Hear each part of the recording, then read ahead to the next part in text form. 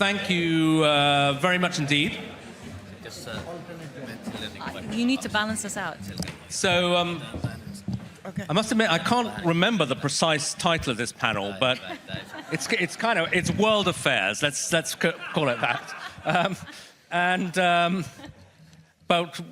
for World Affairs, we have a fantastic panel to discuss it all.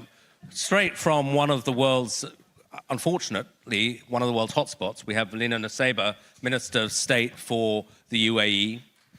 We have Subramanian Jaishankar, the Minister of Foreign Affairs for India, one of the kind of most respected voices on the diplomatic planet, and Minna Valtonen, the Finnish Foreign Affairs Minister.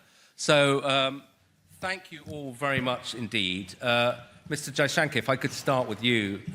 I think India's position, everybody's obviously one of the world's big powers, so what you do matters. And in Europe, people have been a bit equivocal about India's position on the Russia-Ukraine war. Why aren't you more committed to the Ukraine fight? Now you have another big war close at hand in Iran and so on.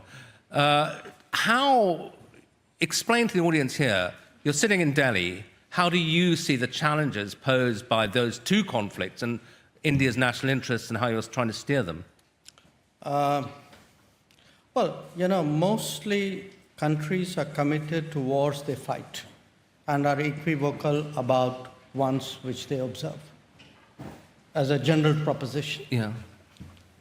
So I can think of a lot of wars close to us where the rest of the world is quite equivocal. In this particular case, here's the challenge.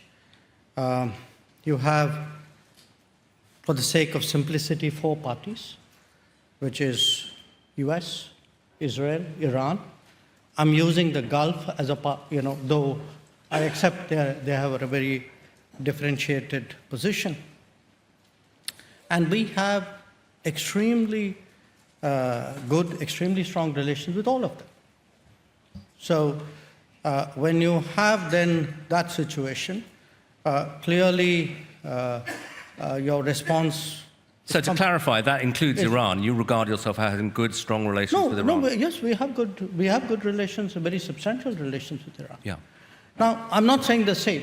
I'm not saying the 4 relationships are of the same quality. I mean, for example, clearly where the Gulf is concerned, we have 10 million Indians living in the Gulf. The largest number of Indian nationals who live outside India are actually in the UAE. Right.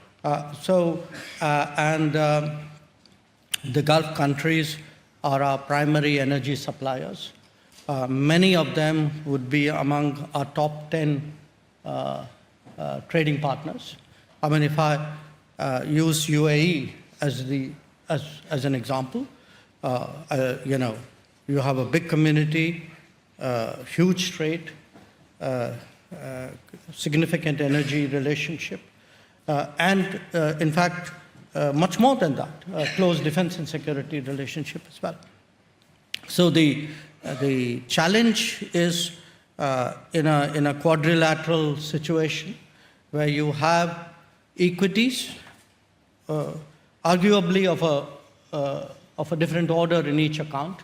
How do you manage them while addressing this conflict? Yeah. And they are, And are you feeling the domestic consequences of the war already? Because I think India's been unusually vocal in saying, look, the rising energy prices are driving people into poverty.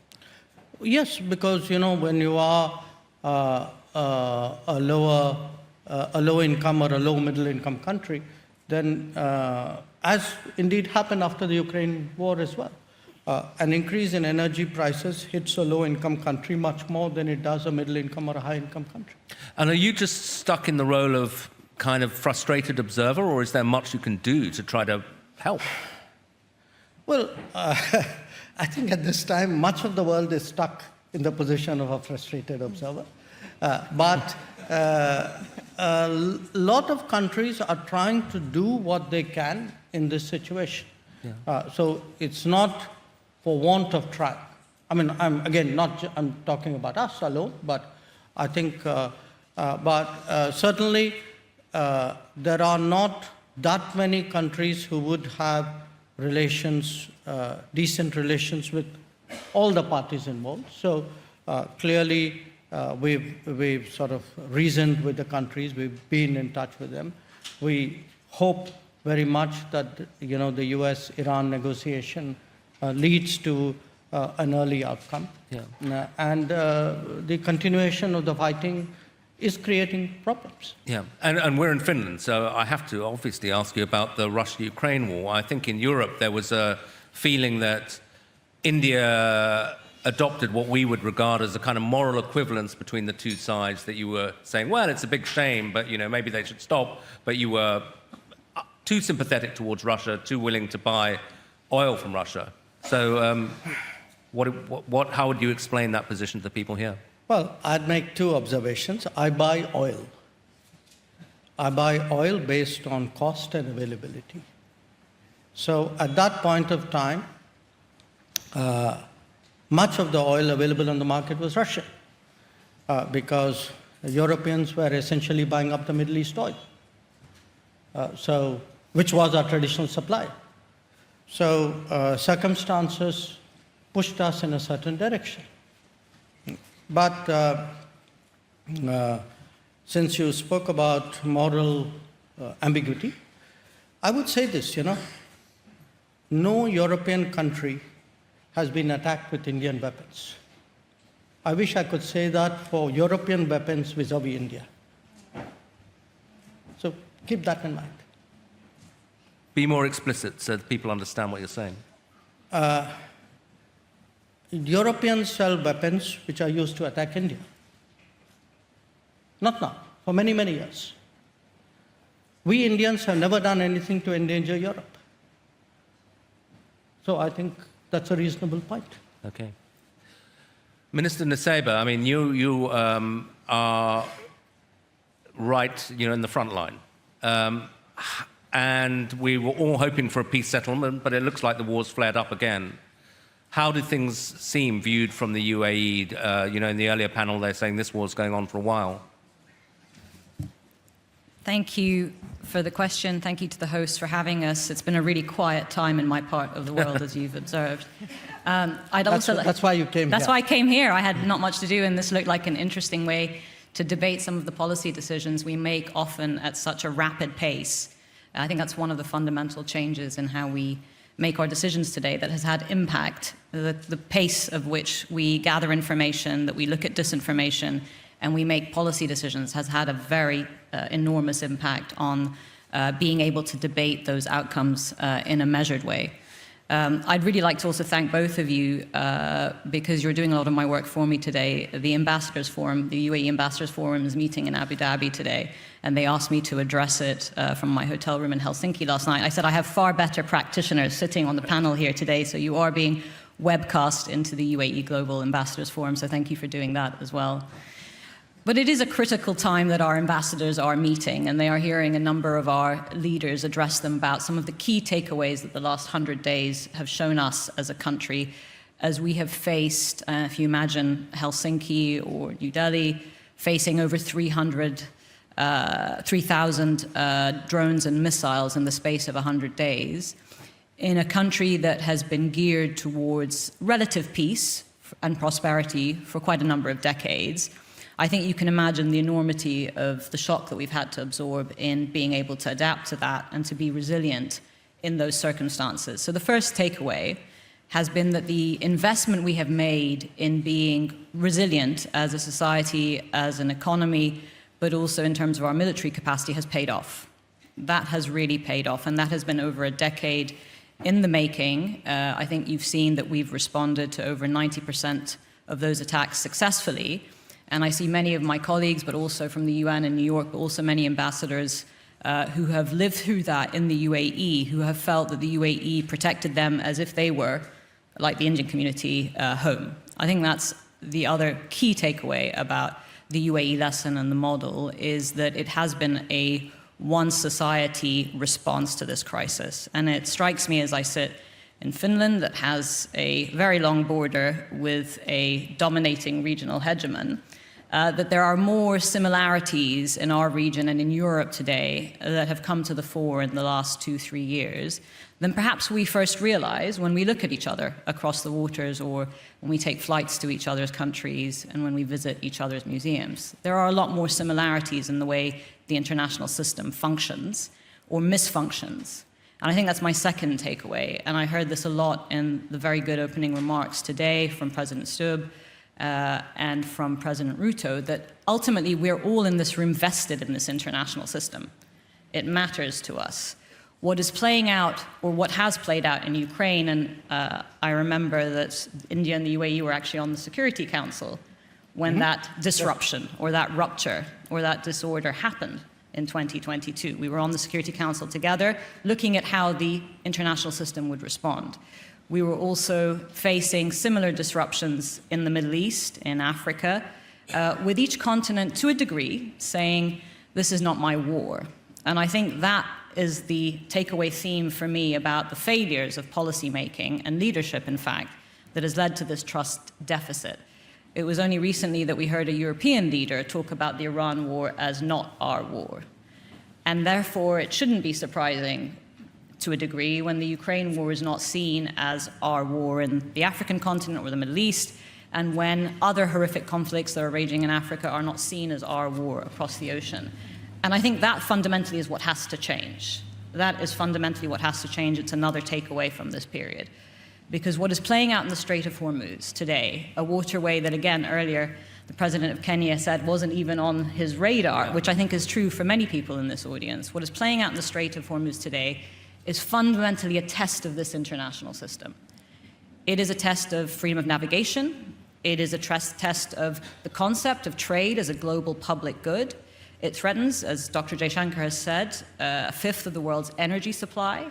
The UN has estimated upward of 45 million facing famine as a result. It's a third of the world's fertilizer supply. Many countries have not been able to lay down harvest for food, so food security is at jeopardy. It's $500 billion of container traffic. This is global trade being tested in a narrow strait that is 40 kilometers from us. Iran is a neighbor of 40 kilometers from us at our closest points. And I think how this plays out will have implications for other straits, and this has been said by many of the practitioners in this room. But it will fundamentally have implications for how we respond as an international system. For us, it's partnerships, and it's partnerships that President Ruto said are defined as partnerships, not necessarily alliances, and I think Dr. Jaishankar said that. Yeah. It's resilience, it's alternative routes, and it's the international system. Yeah, I mean, you spoke about resilience and you sound admirably calm for somebody, you know, in the middle of a war zone. But one of the things that people have also said is that the UAE in particular, it's had this golden era, incredibly high international profile, Dubai, the safest city in the world, money, you know, coming in, and that you do have resilience and you could survive it for a while. But the longer the war goes on, the more the threat to your model, to, you know, for such an international city. So how much longer can you kind of cope with a situation like this without it taking a real toll on the UAE? Thank you for the question, and I think it's a fair one. And I would say that is actually the answer to the question many of us, why did the UAE face over 60% of the strikes in the region, having not been responsible or part of the initial US-Israeli operations that began the spate of the conflict? And I think the answer to that is exactly what you've just said, Gideon. It's the model. The model represents an alternative for the region and globally that is, as you've said, calm, that is ambitious, that is creative. Much like Finland, it's entrepreneurial with what it has, with the size of its population, with its income and its resources. We're not quite the number 10 years in a row happiest country on earth yet, but we've strived to be a country that has focused on innovation, that has focused on prosperity, that has focused on healthcare, on AI, on investment, on infrastructure, and trade. And I think that model is what is under threat today, which is why in our defense, much as Ukraine has defined its defense as existential, I think the UAE sees the defense of this model, not of our country. We've been able to do that quite calmly, and I think we'll continue. We've actually demonstrated incredible capacity that was perhaps not taken into account before. But I think the UAE has demonstrated also that it has vision. And ultimately, capital flows to places not only that demonstrate resilience, but that show an alternative vision to the dysfunction that we're seeing from many leaders and systems around the world today. So countries want to see a country that has good governance, good laws, and ability to defend itself. Capital today is not risking environments that are completely safe because they don't exist. They don't exist. So showing the resilience actually has made us a better bet, and I think showing the vision has made us a better bet, and that's what we're doubling down on. Again, if I can just answer another question that you've posed in that. We're also looking at our strategic autonomy in very serious ways and in an accelerated way. So by the end of 2027, the Strait of Hormuz for us will not necessarily be a route we need. Today we're already getting over 70% of our product out to market. By the end of 2027, in terms of energy export, it will be at 100% through other pipelines. So what is at stake at the Strait of Hormuz is not necessarily for a country that's already over 70% non-oil GDP. It's not necessarily what is going to define our future economy, but it is going to define what happens in the global economy, including, as I come back to it, the issue of famine and food security, which is why I will say to the audience here, I think what happens in the Strait of Hormuz is your problem. I think what happens in the European continent is our problem. And I think the role that countries like India and the UAE play in trying to bridge the realities of great power conversations is part of our problem as well, and the role that we can play. Okay. Elina, Valtonen, you know, you're sitting right next door to Russia, to Ukraine. Do you really have, to use the modish term, the bandwidth to engage with another conflict with the Iran war, or is it really, if you're sitting in this part of the world, all about Russia and Ukraine? Well, of course, you have to concentrate on everything that's going on in the world, and plus everything is interlinked too. First, I would like to start, though, with referring to what Dr. Jaishankar said earlier on buying oil from Russia. Let us remind ourselves that Europe in itself, or when we introduced as the West the oil price cap, the idea was not to prohibit the world from buying Russian oil, right? So in India's defense, and I do understand that India is buying Russian oil, at least mostly within the oil price cap, that's basically the intention of the entire system, because when that was introduced, the entire idea was not to disrupt the entire oil market, but essentially to make sure that, yes, oil is supplied also from Russia, but Russia is not just making a massive margin out of it. Mm-hmm. So in that sense, it is and has been working, even though the Iran war now, of course, has a little bit disrupted the entire idea to the extent that, for instance, the US has put some of the sanctions out of place, at least for the time being. But that about that. But of course, Russia's war against Ukraine is an existential question to Europe. And I would say more to the world as well than perhaps countries tend to think. And I do also subscribe to the idea what also Lana said earlier, that we can't afford the thinking that this is not our war.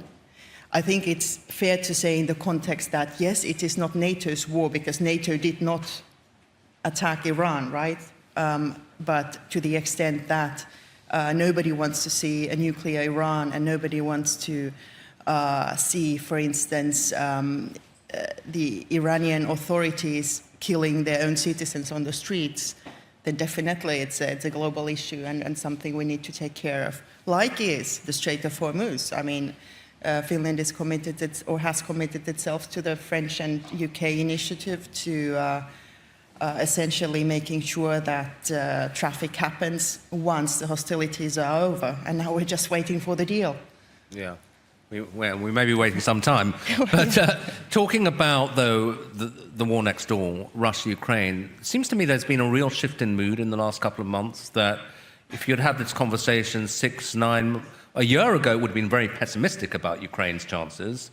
6 months ago, people were saying, or I was in Ukraine in February, And it was, you know, they felt, okay, we survived the winter, but this feels endless, and we're going to be back here in another year's time, and it's taking a big toll on us. But these deep strikes by the Ukrainians into Russia, plus signs of kind of grumbling openly within the Russian elite that the war's not going well, do you feel we're kind of at a turning point?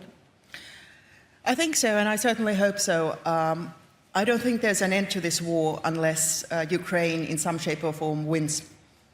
Because otherwise, That's Russia... an interesting point, but in what, you know, because sometimes, you know, some of the Americans would say to me, I mean, even the Americans who are backing it, say, Ukraine's not going to win. I mean, like, Moscow's not going to fall. There's got to be a settlement.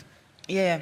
Well, I do think that Ukraine is going to win, and most certainly the Ukrainian people deserve that. They have been now defending their country against a full-scale invasion for almost 5 years or 4.5 years. Sorry to keep interrupting, but define win. What do you mean by win? Well, I think what is winning is preserving sovereignty, preserving freedom, preserving a European secure perspective for the people. Mm-hmm.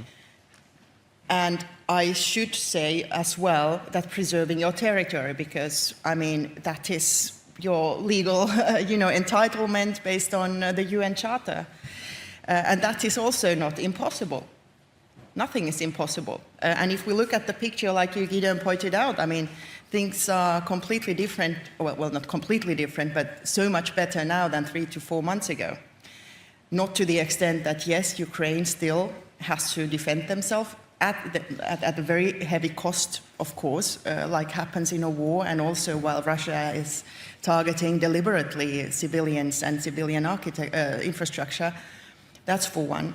But the thing is that Ukraine has been able to not only hold the line on the battlefield, they came through another harsh winter, but what is, I would say, the main difference now is that they have been able to challenge Russia throughout their vast territory, because what used to be, or what always historically has been Russia's main asset is that they have this massive landmass.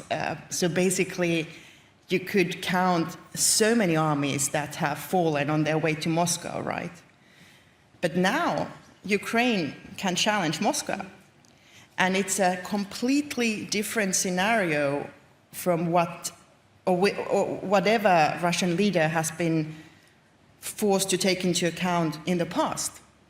They can't protect their elites anymore in that sense. And also, of course, their economy is more or less in shambles. So it's a totally different picture for them now than it was 3 to 4 months ago. And what I hear from the Ukrainians, their capabilities are only getting better, not only talking about drones, but also long strike capabilities using missiles. Thanks. Dr. Jaishankar, I'd like to give you a chance to comment on lots of interesting things that have just been said, but also maybe chuck in an extra element, which is Donald Trump. Any discussion of world affairs comes back to him. How much, have you been surprised by the direction of his second term? A lot of people, when he was re-elected, said, okay, we kind of know what he's like. We've seen him in office before. But is this a different Trump that we're dealing with the second time around? I'll take the easier one first. Yeah. Sure. The thoughts which are going on. Let me pick up on two things which Lana said. I think the truth is, to a great deal, everybody has that sense of it's not my war. We don't admit it at times, but it's very natural, because at the end of the day, the more stakes you have, the closer it is to you, the more vested you are. It's your war. And for somebody else, the further away they are, it's not their war. I think there needs to be a degree of understanding of that, and the expectation that, my war, as I said, I've had this statement thrown back at me repeatedly, so I don't repeat, I don't want to dwell on it too far, but I think the expectation that in the sense Ukraine, because it is so strong in Europe's calculus, is therefore shared by the rest of the world to the same degree, is no more reasonable than the rest of the world. Each region would have its own priorities. Now, so again, because we keep coming back to Russian oil, look, when we didn't buy significant amount of Russian oil till 2022. Circumstances compelled us to get into that market. And I must say, the Russians have been steady suppliers because they put the cargoes out there, and you go out there and buy oil, whichever is the most reasonable and available oil. But I do want people to remember this. At that time, the US specifically asked India to buy Russian oil to stabilize the world markets. Yeah. Okay? Right now, if you see, after having first put tariffs on us last year for buying Russian oil, the US then again lifted its sanctions on Russian oil. They need the oil price down again. Yeah. So let's not pretend that there is some great principle involved here. I mean, if it is on, off, and do it when it suits us and don't do it when it doesn't suit us. I mean, come on, we are all the adults in the room. We know what the game is. So I don't think making this about sanctimony is really warranted. Okay? Well, if you don't like sanctimony, then Donald Trump's your guy. He's very frank about. But wait, hang on. I have one other point. Yeah, please. And that's the resilience point. Because you asked me saying, what are you doing other than, what can you do other than being a frustrated observer? No, I think, look, there are immediate responses, there are short-term, medium-term responses. What, for example, we heard from Lana is UAE, for example, is de-risking by trying to build alternative evacuation routes for its energy. So what we're going to see to some degree is the Gulf itself de-risk the Gulf. Okay? To some extent, the rest of the world will work with the region also to build redundancy, and the IMEC, the India, Middle East, Europe Economic Corridor is envisaged as one such initiative. But the third one, which is really interesting, I cite my own country as an example. Today, our largest oil supplier, little less than 40% is Russia. Our largest gas supplier is the United States. And that was not the case till the 28th of February of this year. The main supplier was Qatar. Sure. So what is happening is the world is also de-risking on the region. People are looking for alternative energy sources and saying, okay, I'm prepared to buy at longer distance, maybe at a higher cost, but there is a greater security about it, predictability about it. So what I see in a way is that the global energy scenario will fundamentally change after this. Now, I'm not unidimensional. I'm not saying, for example, in India's case, our relationship with the Gulf is only about oil. As I said, we have many other factors, including people, talent, skills, business, security. But definitely, the way the energy flows were on the 27th of February before this war started, it's going to be significantly different, possibly irreversibly different, once this phase is over. So in an interesting way, just like the Ukraine conflict changed the energy flows for this region, what the Iran conflict is going to do is probably change the energy flows for Asia, certainly, possibly for much of the world. Your question on Trump, I was coming to that. Look, it is natural that people would extrapolate from one term to another. But it is also a fact that the second term, the politics of the second term was significantly different. And I think the politics of that and how America itself and American sort of institutions and systems have reacted to that has been extrapolated onto the rest of the world. In a sense, the answer is a kind of a yes and a kind of a no. I think what the first term and the run-up to the election had shown us was that there would be a very high degree of change. Okay? And you have to kind of acknowledge it, that much of what happened was actually declared in advance. Tariffs, for example. It's just that a world accustomed to its habits did not actually think this would be carried out. This is rhetoric, but it won't become policy, or policy would not become practice.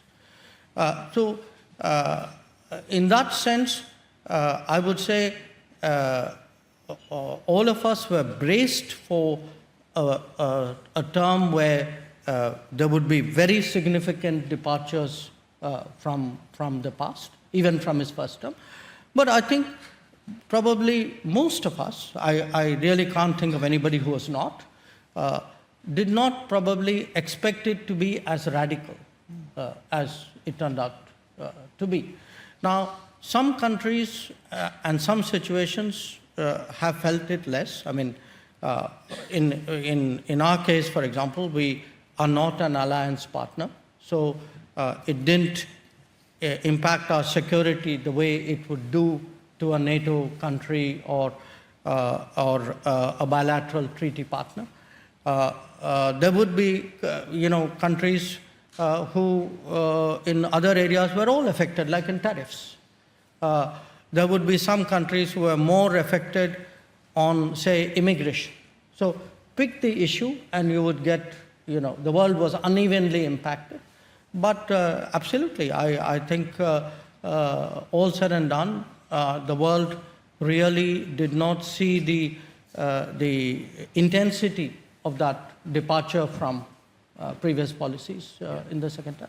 Yeah, and Minister Nusseibeh, I guess, Donald Trump, as we're just hearing, he's surprised us in many ways, continues to surprise us. And I think one of many states in your region, even if they were suspicious of Iran, were surprised by the US-Israeli attack and not particularly pleased that they weren't consulted in advance. But now the war's going on. I mean, we were hearing earlier that it's a mistake to say the Gulf. Everyone's reacting the same way. People have different views. And the UAE, rightly or wrongly, you tell us, is regarded as the most hawkish of the Gulf states, as the one that says, okay, this war's started, now we've got to kind of finish the job. And people are very intrigued by the closeness of your relationship with Israel. So tell us about it. I think, different countries had different risk appetites in the response to what was an unprovoked Iranian aggression on a number of Gulf countries, but also Jordan, after the beginning of US-Israeli operations. And you're right, we were surprised.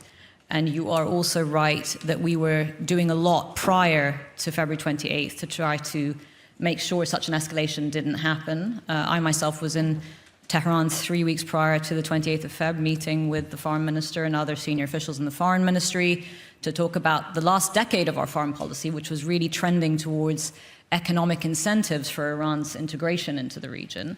In the same way that we had also, I think, in a step change for regional policy in 2020, joined the Abraham Accords, reverting decades of a stalemated Arab position and trying to also incentivize Israel, not only for a different economic integration into the region and a bilateral partnership with us and the other Abraham Accord countries, but also to understand that the full comprehensive peace dividend could also be achieved through the two-state solution for the Palestinian people also and self-determination. So trying to change the script in that way.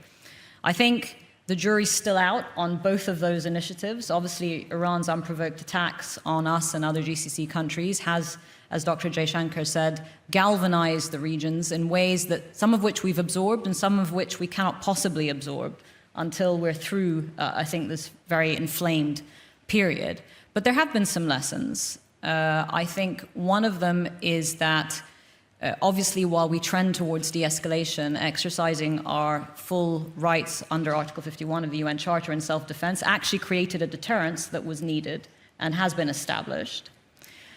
Two, that we continue to play the role of trying to see a pathway through for regional integration of all the countries in the region. I think Dr. Jaishankar's point on diversification of global energy supply, but also corridors for everything from tech to AI to container traffic, whether it's IMEC or I2U2, will pay the peace dividend also of the other relationships, including that with Israel, because we are being given no other alternative.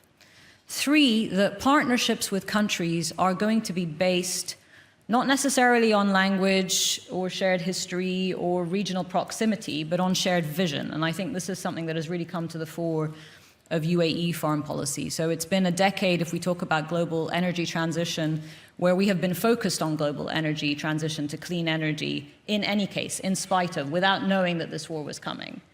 And we are doubling down on that. It has been a decade where we have been massively invested in AI. We'll be building the biggest AI data center in the UAE outside of the United States in partnership with US tech.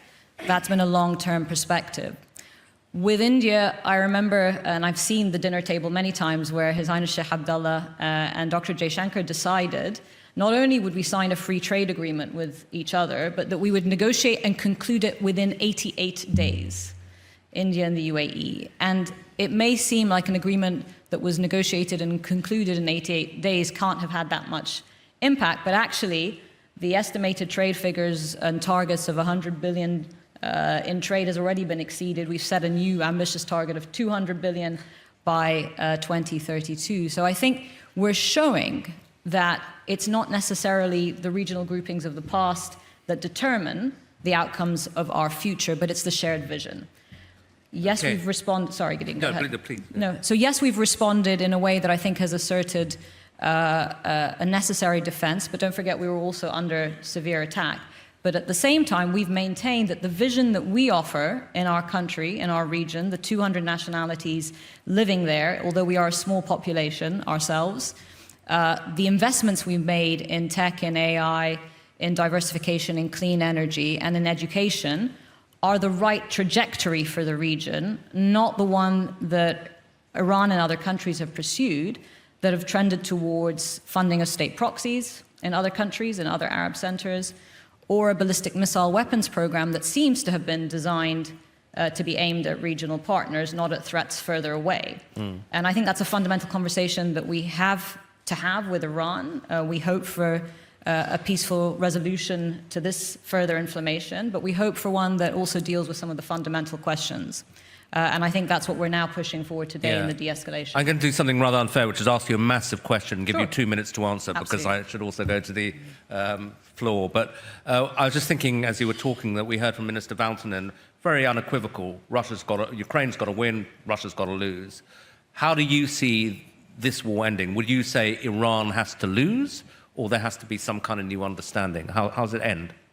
I'd like to see the 93 million people of Iran who have a shared history with us, close borders, incredible resources, education, and aspiration, achieve a better future for themselves.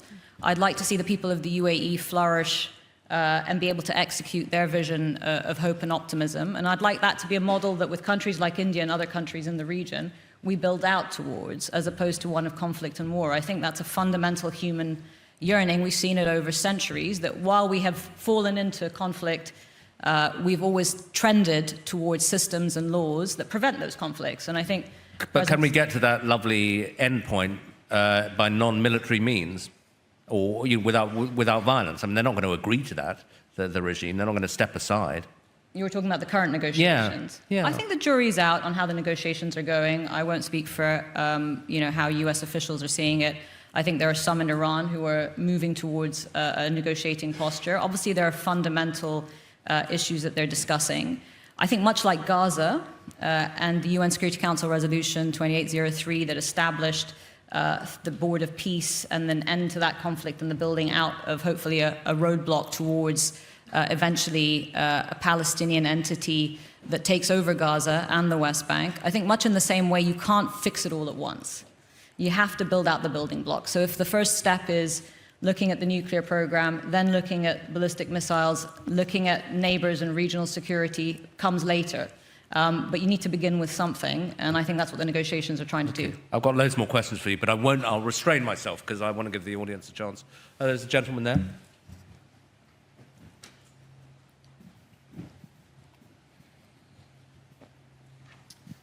Thank you very much. My name is Mikko Savola, Member of the Parliament and Vice Chairman of the Defence Committee. Thank you for the very interesting debate. My question is about the defence industry. In Finland, we have very good companies such as Nokia, ICEYE, Patria contributing to communication, space technology and the defence manufacturing. And Finland is as well rapidly expanding its defence industry as almost all the countries in Europe and the world at the moment. So we have very strong knowledge, very important capabilities on the global as well. But my question is to you, like, can the global defence industry keep pace with rising security demands? And how do you see, can countries like Finland, UAE and India strengthen defence industrial cooperation in an increasingly competitive world? Thank you. Minister Jaishankar, do you want to take that first? Your compatriot Samir was saying India's buying European these days. So. Okay. Well, actually, we happened, Minister Valtonen and I, to be discussing that very issue before we came to this meeting. We signed many deals. We're not supposed to say that. I think the price just went up. Look, here's really what's happening in the defense landscape. If you look at the Gulf conflict, if you look at Ukraine, go all the way back, probably to Nagorno-Karabakh, wars have become different. Conflicts have become different. That doesn't mean that the old stuff is completely irrelevant, but it means that the new ways, the drones, the missiles, the loiter munitions work more effectively and are used more prolifically. So you're going to have, which happens in many other walks of life, you're going to have the old coexisting with the new and some kind of creative mix of how to use them, depending on the situation. In India's case particularly, because I want to place this in the context of what else is happening in Europe. You know, we signed this year a free trade agreement with Europe. That got a lot of news. What probably didn't get that much focus was we also concluded a security and defense partnership with Europe. We also have a talent mobility agreement, a framework with Europe. So what I can see is that the defense industries, particularly in the smarter sectors, will try to find common ground and see if there are partnerships there that will work. Side by side with that, there would be, you know, the orthodox defense weaponry as well, you know, the aircraft or the artillery or, I mean, whatever. So yes, I see this as an interesting possibility. We are right now negotiating a security of information agreement with the European Union. If we do that, I think that allows Indian companies to be eligible for contracts in Europe, which many of our companies would have an interest. Okay. So I promise we'll finish on the dot in 5 minutes' time. So let me just take a couple more. One question here, and then the chap there.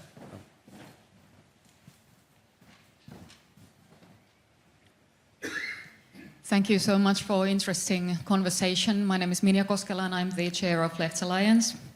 In the earlier panel discussion, there was a discussion about multipolarity, which was explained so that there are multiple small conflicts in many points and many parts of the world. And my fear is that whether these conflicts are big or small, they will lead to enhancing protectionism instead of international cooperation and multilateralism. And to some extent, I believe that that has already happened. So my question would be to you, through which institution and with what kind of practices we could ensure that we would lean towards each other and preserve multilateralism instead of enhancing protectionism? Okay, and then chapter. Thank you very much for the discussion. I'm Robert Sundman, I'm a Finnish journalist. My question is for Minister Nusseibeh.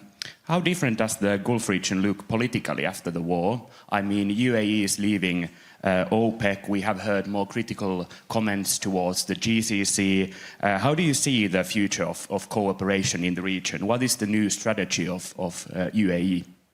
Okay, why don't you start with that, and then maybe Minister Jaishankar can take multilateralism. I think what's been described today is the evolving asymmetric nature of the warfare we're seeing in many of the zones around us, and how we've absorbed those lessons and taken from them, I think, is defining the change as we go. It's difficult to give a direct answer because we are still in process of analyzing and thinking through our response to it. But the asymmetry means that a relatively inexpensive drone can cause shipping companies and insurance companies around the world with much bigger heft and weight to decide they just don't want to take that risk of moving container traffic through the Strait of Hormuz. And the facts of the defense industry is relatively expensive by comparison. Patriot defense or THAAD missiles are an expensive way to deal with that kind of asymmetrical warfare. We've learned a lot from the Ukraine context in that, and there have been a lot of interchanges, sadly, not about innovation and AI and development and lifting more people out of poverty, but about how to improve our military-to-military cooperation. But I think that's a fundamental fact of how this development occurs in the coming period, which is we need to reestablish deterrence. But then we need to get behind something, and I think that's really the answer to your question of how do we see an evolving Gulf politically and how we think about multilateralism. And we shouldn't throw the baby out with the bathwater. What the last several decades have shown us is that human history has taken us to a point where, whether it's with the World Bank, the IMF, the financial institutions, the United Nations, the Security Council, with all the reform that is required, we need to do the same business of multilateralism, but we need to do it better. We need to deliver an outcome. And I think that's the same for the Gulf. Partnerships need to deliver an outcome. They need to deliver an outcome first and foremost to their own people. We are responsible to our own populations. But we have, in this global community, also a responsibility to each other. And I think that's a changing nature, again, of UAE foreign policy. We will look for diverse partnerships with other countries that have that shared vision. But we will also look, as we have done, to reinforcing the international system. I don't think it's a bug, but a feature that over 135 countries condemned the closure of the Strait of Hormuz and also condemned in the GA Russia's attack on Ukraine. I think that's a fact because international law still becomes something that we all fall back to. It is a good system. We need to reinforce it. At the same time, minilaterals, smaller groupings, IMEX, I2U2s, Pax Silicas, the BRICS that Dr. Jaishankar chairs right now, other communal groupings of countries that can be more agile, the EU and the 27-nation bloc, could be ways in which we cooperate more agilely in the future as well. Dr. Jaishankar, last word on that? I chaired the Quad also while I was about. Yeah. It's quite a feat to do the BRICS and the Quad together. No question multilateralism is under stress. And the needle has moved more towards, call it what you will, unilateralism, protectionism, etc., etc. But we need to kind of distinguish between the baby and the bathwater here. I don't think because multilateralism is not working effectively, we should junk it. It still is the best game in town. It needs to be improved. It doesn't need to be discarded. And in fact, a point which Lana made just now, which is on an issue like the freedom, the maintaining an international waterway. Multilateralism has a power. It does matter how many countries finally support it or sign up to it. This is part of a bigger problem, and that is a problem of a world in transition. The debate is you can't, have an insulated debate about multilateralism and globalization versus unilateralism and protectionism without understanding that all of this is happening because some parts of the world are stuck to where they were 80 years ago, and other parts of the world have moved. And there is a tension out here, and there's a politics out here, which is reflective of that tension. So we would all want a reasonable solution. part of which is, of course, the reform of the UN, but a lot of it is also going to be the politics of many countries and how it plays out in those countries, how this rebalancing of the world order would happen, because we've had an economic rebalancing. We are now seeing a political rebalancing, to some extent a cultural rebalancing. So it is going to be a fairly messy situation for a predictable future. Okay, I know you got to go. Do you want to have a last word, Minister Valtonen, or have you got to rush? No, well, thank you. Not much to add, but a couple of points. First of all, Finland is running for the UN Security Council 29-30, so please keep that in mind, and thank you for... Me too. Exactly, We're supporting both of you. 28, 29. Exactly. So we will be cooperating there as well. And I think, well, this has been a fantastic debate. Thank you, dear colleagues. And I guess this place shows why it's pretty cool to be the president of the happiest country in the world. So thank you, Alex, for having us here. Thank you.